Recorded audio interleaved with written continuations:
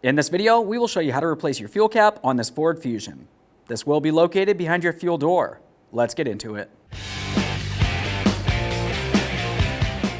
Okay friend, let's get started on our job. We'll open our fuel door to expose our gas cap. Before we start turning this counterclockwise to remove it, let's remove the strap that holds it in place. You can use a small prying device for this.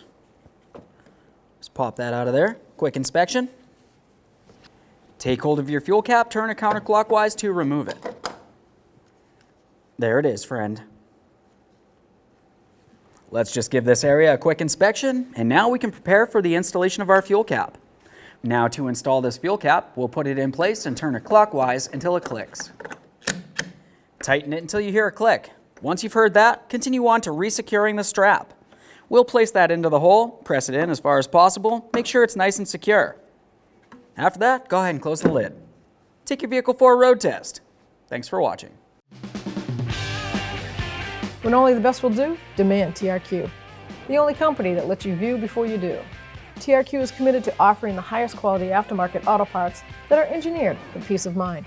Thanks for using and viewing with TRQ.